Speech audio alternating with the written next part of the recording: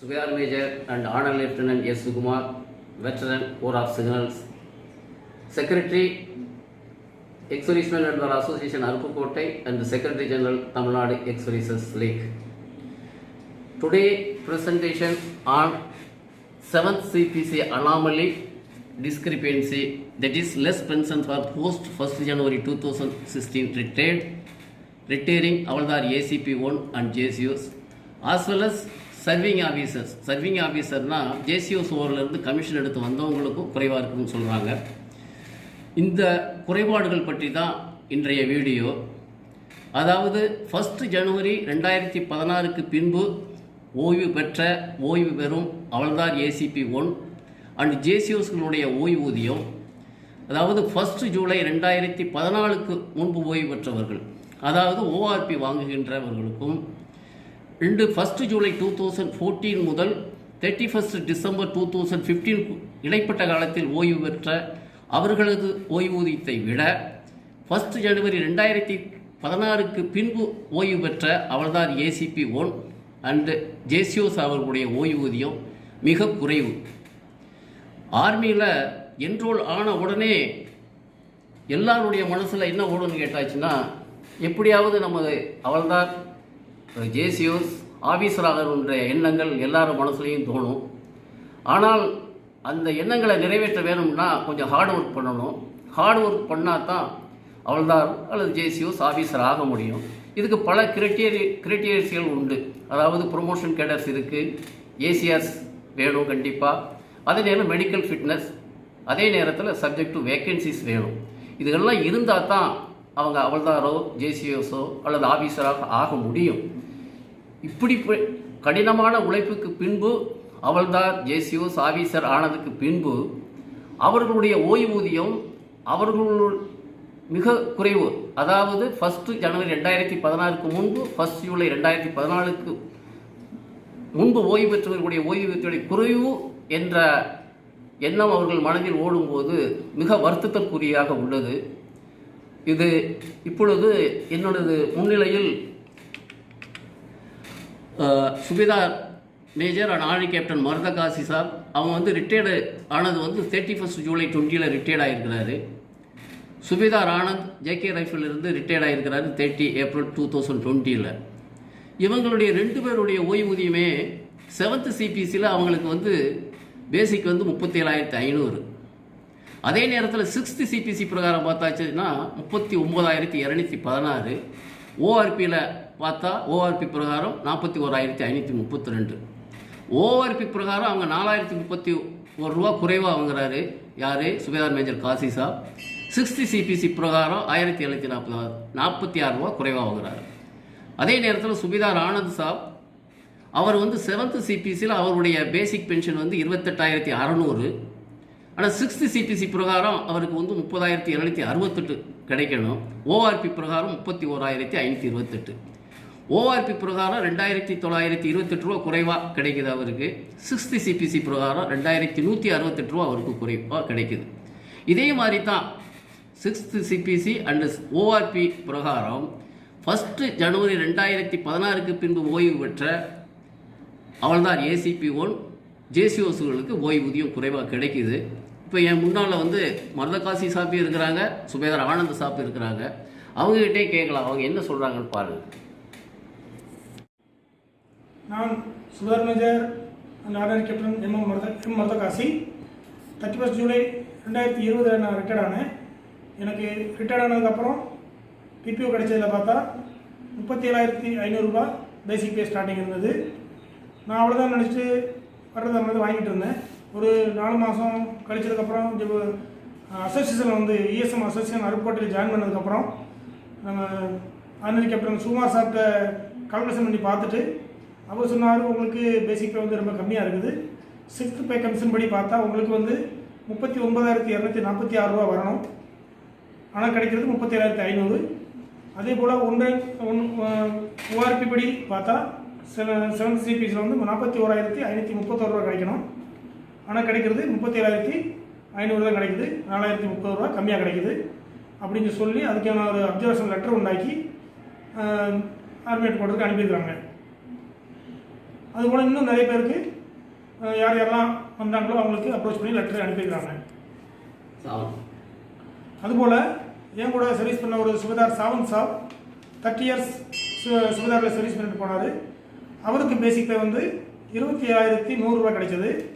சாப்பிட்டு அவரோட பிபிஓ வாங்கி செக் பண்ணப்போ அவருக்கு உள்ள பேமெண்ட் வந்து 5,506 ரூபா கம்மியாக கிடைக்குது. இப்போ அவருக்கும் வந்து நான் அப்ரோச் பண்ணி அவரை சாப்பிட சொல்லி இங்கேருந்து ஒரு லெட்டர் உண்டாக்கி ஆர்மியோட சேம் என்னோட சேர்த்து அனுப்பியிருக்கிறோம்.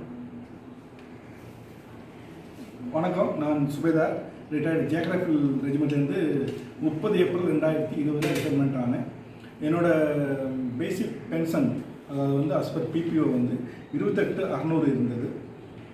அதுக்கப்புறம் நம்ம சங்கத்தில் வந்து சுபேதார் மேஜர் ஆர்மி கேப்டன் நம்ம சுகுமார் சார் செக் பண்ணி பார்க்கும்போது நமக்கு பேசிக் வந்து கம்மியாக இருக்குது. அஸ்பர் 6th பே கமிஷன் படியும் கம்மி, ஓஆர் ஓபி பிரகாரமும் கம்மியாக தான் இருக்குது. நம்ம 7th பே கமிஷன் வேண்டாம்னு சொல்லிட்டு 6th பே கமிஷன் பிரகாரம் இருந்தாலே நமக்கு அதிகமாக தான் கிடைக்கும்.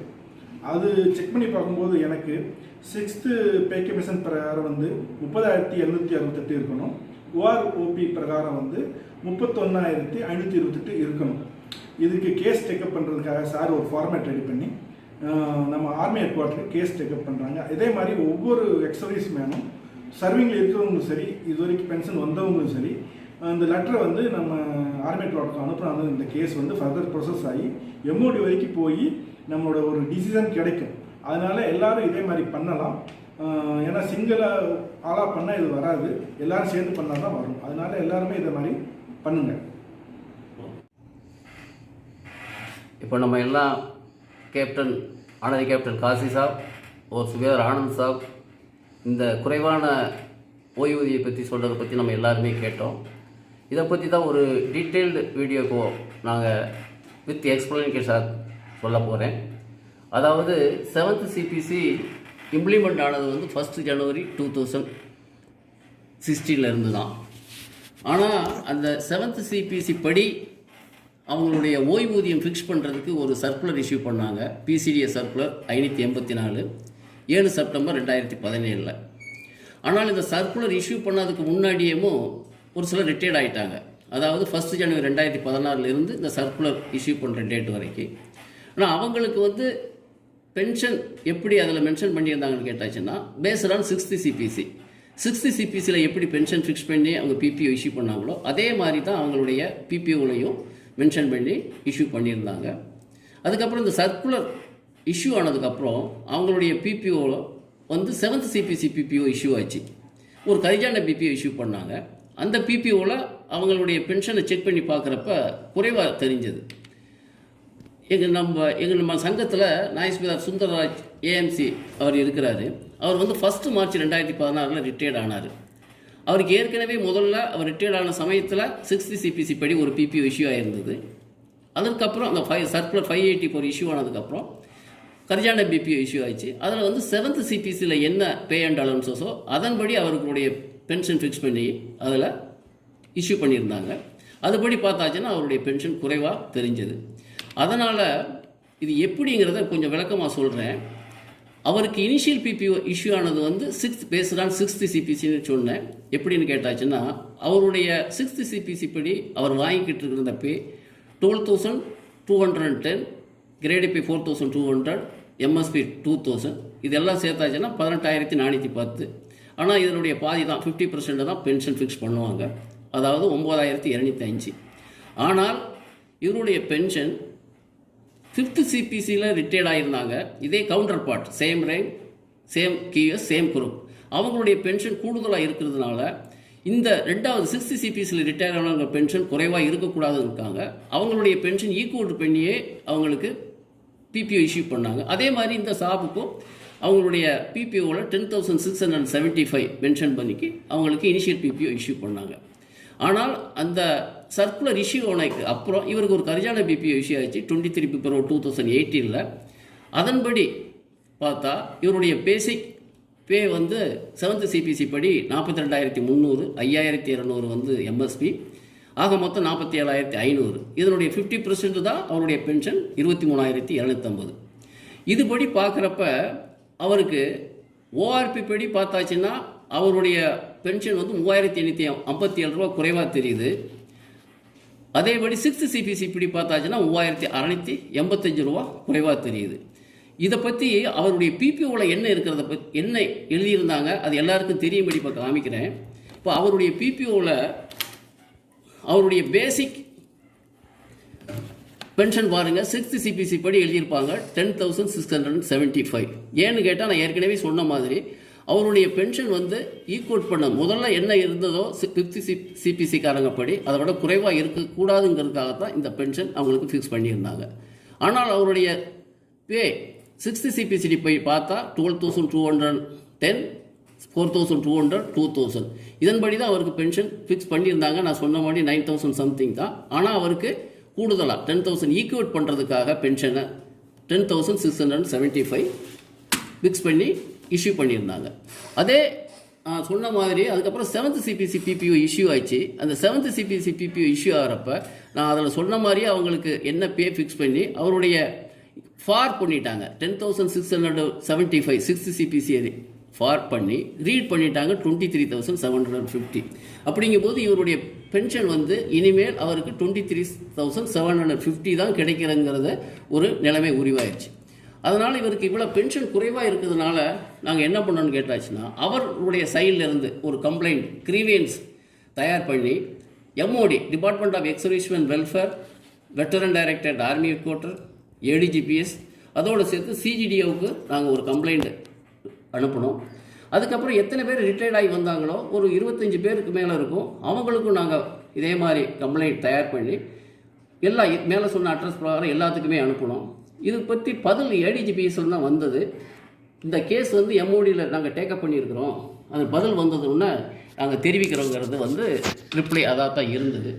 இதை பற்றி நான் கல்லல் அரசு சாப்பிட்ட பேசினேன். கல்லல் அரசு தமிழ்நாடு எக்ஸைஸுடைய பிரசிடென்ட் சாப் இந்த குறைவாக இருக்கிற பென்ஷன் பற்றி நம்ம அவேர்னஸ் கிரியேட் பண்ணணும், கிரியேட் பண்ணி ஆக்ஷன் எடுக்கணும். அதை சாப் என்ன பண்ணாருன்னு கேட்டாச்சுன்னா இதை பற்றி வாட்ஸ்அப் குரூப்பில் போட்டார்.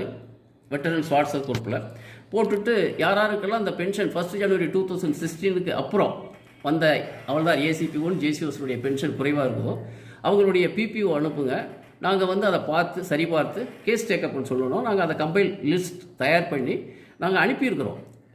ஐஏஎஸ்எலுக்கு அனுப்பணும். இதே குறைபாடுகள் வந்து நான் சொன்ன மாதிரி 31st கோவா பிடிக்கும் அனுப்பணும். அதை இந்த 31st இந்த கோவா என்கிறது என்னன்னு கேட்டாச்சுன்னா ministry of pension personnel grievance.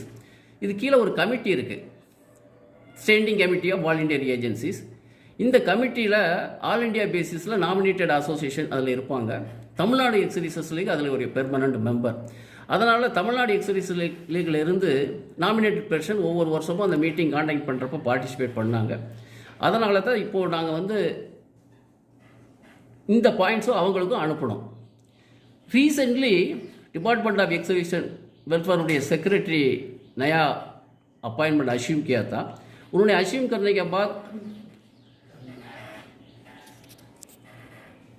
இப்போ recently department of x-service welfare secretary साहब ने उनका पोस्ट अश्यूम பண்ணாங்க.